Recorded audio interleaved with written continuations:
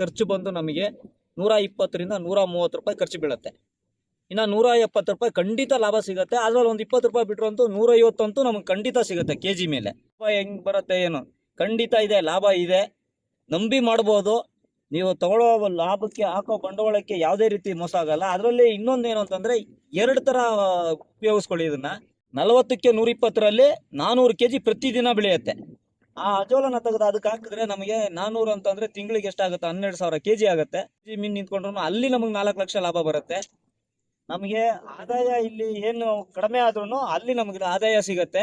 ದಯವಿಟ್ಟು ರೈತ ಬಂದವರು ಏನು ಹೇಳೋದಂತಂದ್ರೆ, ನನ್ನ ಕೈಲಿ ಏನೂ ಮಾಡಕ್ ಸಾಧ್ಯ ಆಗ್ತಾ ಇಲ್ಲಪ್ಪ, ನನ್ನ ಹತ್ರ 2 ಎಕರೆ 3 ಎಕರೆ ಜಮೀನಿದೆ, ಅಷ್ಟೆಲ್ಲ ಬೇಕಾಗಿಲ್ಲ, 2 ರಿಂದ 3 ಕುಂಟೆ ಇದ್ರೆ ಸಾಕು, ಲಕ್ಷಗಳು ಸಂಪಾದನೆ ಮಾಡೋಂಥ ಅವಕಾಶ ಇದೆ.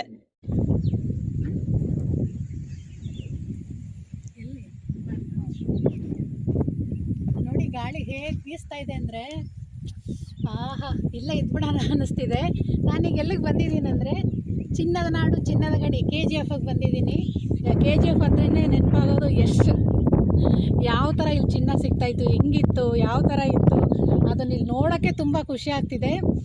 ಈ KGFನಲ್ಲಿ ಲಕ್ಷ್ಮೀ ಸಾಗರ ಅನ್ನುವ ಊರು, ಆ ಊರಿಗೆ ಬಂದಿದ್ದೀನಿ. ಆ ಊರಲ್ಲಿ ಒಬ್ಬ ರೈತರು ಆ ಕಲ್ಲು ಬಂಡೆಗಳ ಮಧ್ಯದಲ್ಲಿ ಯಾವ ಥರ ಒಂದು ಕೃಷಿನ ಮಾಡ್ತಿದ್ದಾರೆ ಅಂದರೆ ನೋಡೋಕೆ ಅದ್ಭುತ. ಆ ಮಾಹಿತಿನ ಅವರಿಂದನೇ ಕೇಳಿ ತಿಳ್ಕೊಳ್ಳೋಣ ಬನ್ನಿ. ಸರ್ ನಮಸ್ತೆ, ನನ್ನ ಹೆಸರು ಗಾಯತ್ರಿ ದೇವಿ ಅಂತ. ಬಾಲು ಅಂತೇಳಿ ರೈತರು.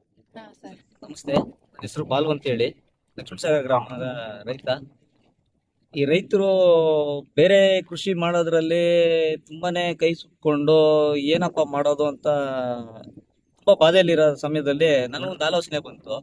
ಯಾಕೆ ನಾವು ಇದನ್ನ ಮೀನು ಕೃಷಿಗಾರಿಕೆನ ಯಾಕೆ ಮಾಡಬಾರ್ದು, ಮೀನು ಕೃಷಿಗಾರಿಕೆ ಮಾಡೋದ್ರಿಂದ ಲಾಭ ಗಳಿಸ್ಬೋದಲ್ಲ ಅನ್ನೋ ಒಂದು ಆಲೋಚನೆ ಬಂದಾಗ, ನಾನು ನನ್ನ ಭೂಮಿಲಿ ಬೇರೆ ಕೃಷಿ ಮಾಡೋದಂತ ಫಲವತ್ತಾದ ಮಣ್ಣು ಏನು ಇರಲಿಲ್ಲ, ಬರೇ ಬಂಡೆಗಳು ಅದೇ ರೀತಿ ಇದ್ದಾಗ, ಸರಿ ನಾವು ಮೀನಿನ ಕೃಷಿನೇ ಮೂಲ ಕೃಷಿಯಾಗಿ ಮಾಡಿಕೊಂಡು ಮಾಡೋಣ ಅನ್ನೋ ಒಂದು ತೀರ್ಮಾನಕ್ಕೆ ಬಂದು ನಾನು ಈಗ ಒಂದು 3 ವರ್ಷದಿಂದ ಮಾಡ್ತಾ ಇದ್ದೀನಿ.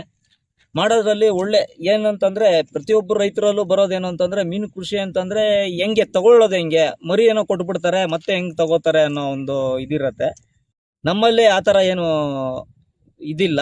ನಮ್ಗೆ ಯಾರು ಮರಿ ಕೊಟ್ಟಿರ್ತಾರೆ ಅವ್ರ ಕಡೆಯಿಂದನೇ 300 ರೂಪಾಯಿ ಗಂಟ ತಗೋತಾರೆ. 280ರಿಂದ 300 ರೂಪಾಯಿ ಒಂದು ಆ ಸೀಸನ್ಗೆ ತಗೊಂತಾರೆ. ಆ ರೀತಿ ಒಪ್ಪಂದ ಮಾಡ್ಕೊಂಡು ಮಾಡ್ತಾ ಇರೋದ್ರಿಂದ ನಾನು 3 ವರ್ಷದಿಂದ ಬೆಳೀತಾ ಇದ್ದೀನಿ. ಅದ್ರ ಜೊತೆಲಿ ನೋಡಿ, ನಾನು ಮುರಲ್ಲನ್ನ ಮೀನಿನ ತಳಿನ ಬಿಟ್ಟಿದ್ದೀನಿ. ನನಗೆ 10 ರೂಪಾಯಿ ಒಂದು ಮರಿ ಅನ್ನೋ ರೀತಿಯಲ್ಲಿ ಬಂತು. ನನಗೆ 10 ರೂಪಾಯಿ ಅಂದ್ರೆ ಫೀಡು ಗೀಡು ಎಲ್ಲ ಲೆಕ್ಕ ಹಾಕುವಂತ ಬಂತು ಅಂದ್ರೆ, ನಮಗೆ ಹೆಚ್ಚು ಕಮ್ಮಿ ಎಲ್ಲಾ ರೈತರು ನಾವು ಖರ್ಚು ಎಷ್ಟು ಬರುತ್ತೆ, ಲಾಭ ಎಷ್ಟು ಬರುತ್ತೆ, ಲಾಭದ ಮಾತ್ರನೇ ಲೆಕ್ಕ ಮಾಡಕ್ ಬರ್ತೀವಿ ನಾವು. ಆ ಲಾಭದ್ದು ಲೆಕ್ಕ ಮಾಡ್ಕೊಂತ ಬಂತು ಅಂದ್ರೆ, ಒಂದು ಮೀನಿನ ಖರ್ಚು ಬಂದು ನಮಗೆ 120ರಿಂದ 130 ರೂಪಾಯಿ ಖರ್ಚು ಬೀಳುತ್ತೆ. ಇನ್ನು 170 ರೂಪಾಯಿ ಖಂಡಿತ ಲಾಭ ಸಿಗುತ್ತೆ. ಅದ್ರಲ್ಲಿ ಒಂದು 20 ರೂಪಾಯಿ ಬಿಟ್ಟರು ಅಂತೂ 150 ಅಂತೂ ನಮಗೆ ಖಂಡಿತ ಸಿಗುತ್ತೆ ಕೆಜಿ ಮೇಲೆ. ನಾವು ಹೆಚ್ಚಿಗೆ ಮಾಡಲಿಲ್ಲ ಅಂದ್ರೂ 2,000 ಮೀನು ಬಿಟ್ಕೊಂಡು ಅಂತಂದ್ರೆ ತಿಂಗಳಿನ ನಮ್ಮ ಸಂಬಳ ಯಾವ ಗೌರ್ಮೆಂಟ್ ಅಧಿಕಾರಿನೂ ತಗೊಳಕಾಗ್ದಿರೋಂಥ ಸಂಬಳ ನಾವು ತಗೊಳ್ಳೋಂಥ ಮಟ್ಟಕ್ಕೆ ನಾವು ರೈತರು ಬೆಳಿಬೋದು. ದಯವಿಟ್ಟು ಪ್ರತಿಯೊಬ್ಬರಿಗೂ ನನ್ನ ಕಡೆಯಿಂದ ಹೇಳೋದು ಅಂತಂದ್ರೆ, ನನ್ನ ಅನುಭವನ ಹಂಚ್ಕೋತಾ ಇದ್ದೀನಿ. ಮೀನಿನ ಕೃಷಿ ತುಂಬಾ ಒಳ್ಳೆ ಕೃಷಿಯಾಗಿ, ಸ್ವಾವಲಂಬಿಗಳು ಏನಂತಂದ್ರೆ ಮೀನಿನ ಕೃಷಿಯಲ್ಲಿ ಲಾಭ ಹೆಂಗ್ ಬರುತ್ತೆ ಏನು ಖಂಡಿತ ಇದೆ, ಲಾಭ ಇದೆ, ನಂಬಿ ಮಾಡ್ಬೋದು. ನೀವು ತಗೊಳ್ಳೋ ಲಾಭಕ್ಕೆ ಹಾಕೋ ಬಂಡವಾಳಕ್ಕೆ ಯಾವುದೇ ರೀತಿ ಮೋಸ ಆಗಲ್ಲ. ಅದರಲ್ಲಿ ಇನ್ನೊಂದೇನು ಅಂತಂದ್ರೆ 2 ತರ ಉಪಯೋಗಿಸ್ಕೊಳ್ಳಿ ಇದನ್ನ. ಅಜೋಲ ಬೆಳೆ ಬೆಳ್ಕೊಳ್ರಿ. ಅಜೋಲ ಬೆಳೆನ ಬಂದು ಈ ಮುರಲ್ ಮೀನನ್ನು ತಿನ್ನೋದಿಲ್ಲ. ನಾವು ಬೇರೆ ಮೀನುಗಳು ಸಾಕಾಣಿಕೆ ಮಾಡ್ಕೊಳ್ಳೋದಕ್ಕೆ ನಾನು 2-3 ಪಾಂಡ್ಗಳು ಹೊಡ್ಕೊಂಡು ಇಟ್ಕೊಂಡಿದ್ದೀನಿ. ಇದರಲ್ಲಿ ಬೇರೆ ತಳಿ ಬಿಟ್ಟಿದ್ದೀನಿ. ಪಾಂಪ್ಲೆಟ್ ಮತ್ತೆ ಕ್ಯಾಟ್ಲಾಕು ಮತ್ತೆ ಸಿಸಿ ಗೌರಿ, ಈ 3-4 ತಳಿ ಬಿಟ್ಟಿದ್ದೀನಿ. ಇಲ್ಲಿರೋ ಅಜೋಲನ ತೆಗೆದು ಅದರಲ್ಲಿ ಹಾಕ್ತೀನಿ. ದಿನಕ್ಕೆ ನನಗೆ 400 ಕೆಜಿ ಅಜೋಲ ಬೆಳೆಯುತ್ತೆ. ನನ್ನ ಟ್ಯಾಂಕ್ ವಿಸ್ತೀರ್ಣ ಬಂದು 40ಕ್ಕೆ 120. 40ಕ್ಕೆ 120ರಲ್ಲಿ 400 ಕೆಜಿ ಪ್ರತಿದಿನ ಬೆಳೆಯುತ್ತೆ. ಆ ಅಜೋಲನ ತೆಗೆದು ಅದಕ್ಕೆ ಹಾಕಿದ್ರೆ ನಮಗೆ 400 ಅಂತಂದ್ರೆ ತಿಂಗಳಿಗೆ ಎಷ್ಟಾಗುತ್ತೆ? 12,000 ಕೆಜಿ ಆಗುತ್ತೆ. ಅದರಲ್ಲಿ ನಮಗೆ 10,000 ಕೆಜಿ ಮೀನು ಅರ್ಧ ಬಿಟ್ಟೋದ್ರು 4,000 ಕೆಜಿ ಮೀನು ನಿಂತ್ಕೊಂಡ್ರು ಅಲ್ಲಿ ನಮಗೆ 4 ಲಕ್ಷ ಲಾಭ ಬರುತ್ತೆ. ನಮಗೆ ಆದಾಯ ಇಲ್ಲಿ ಏನು ಕಡಿಮೆ ಆದ್ರೂ ಅಲ್ಲಿ ನಮಗೆ ಆದಾಯ ಸಿಗತ್ತೆ. ದಯವಿಟ್ಟು ರೈತ ಬಂದವರು ಏನು ಹೇಳೋದಂತಂದ್ರೆ, ನನ್ನ ಕೈಲಿ ಏನೂ ಮಾಡಕ್ ಸಾಧ್ಯ ಆಗ್ತಾ ಇಲ್ಲಪ್ಪ, ನನ್ನ ಹತ್ರ 2 ಎಕರೆ 3 ಎಕರೆ ಜಮೀನಿದೆ, ಅಷ್ಟೆಲ್ಲ ಬೇಕಾಗಿಲ್ಲ, 2 ರಿಂದ 3 ಕುಂಟೆ ಇದ್ರೆ ಸಾಕು, ಲಕ್ಷಗಳು ಸಂಪಾದನೆ ಮಾಡೋಂಥ ಅವಕಾಶ ಇದೆ. ಮಿತ್ರರೇ, ರೈತ ಮಿತ್ರರಿಗೆ ನಾನು ಹೇಳೋದೇನು ಅಂತಂದ್ರೆ, ದೃಢಿಗಡಿಬೇಡಿ. ನೀವು ಮಾಡೋದಂದ್ರೆ ನನ್ನ ಕಾಂಟ್ಯಾಕ್ಟ್ ನಂಬರ್ ತಗೊಳ್ಳಿ, ಚಾನಲಲ್ಲಿ ನನ್ನ ಕಾಂಟ್ಯಾಕ್ಟ್ ನಂಬರ್ ಇರುತ್ತೆ. ಮರಿ ಎಲ್ಲಿ ಸಿಗುತ್ತೆ ಅಂತ ಹೇಳ್ತೀನಿ, ಫೀಡ್ ಎಲ್ಲಿ ಸಿಗುತ್ತೆ ಅಂತ ಹೇಳ್ತೀನಿ, ಯಾರು ತಗೋತಾರೆ ಅಂತ ಮಾಹಿತಿ ಕೊಡ್ತೀನಿ.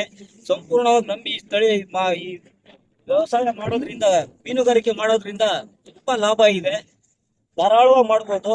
ನಾನು ಈಗಾಗಲೇ ನಮಗೆ 8-10 ತಿಂಗಳಾಗಿದೆ. ಸಾಮಾನ್ಯವಾಗಿ ಬೆಳಿಬೇಕು ಅಂತಂದರೆ 800ರಿಂದ 1 kg ಗಂಟ ಮಾತ್ರ ಬೆಳೆಯುತ್ತೆ 10 ತಿಂಗಳಿಗೆ. ನಾನು ಟಾರ್ಪಾಲ್ ಹಾಕ್ತಿರೋದು ಡೈರೆಕ್ಟಾಗಿ ಮಣ್ಣಲ್ಲೇ ಬಿಟ್ಟಿರೋದ್ರಿಂದ ನನಗೆ 1.25 kg ಗಂಟ ಬಂದಿದೆ. ಇದು ಲಾಭನೇ ಅಲ್ವಾ ರೈತರೆ? ಲಾಭನೇ.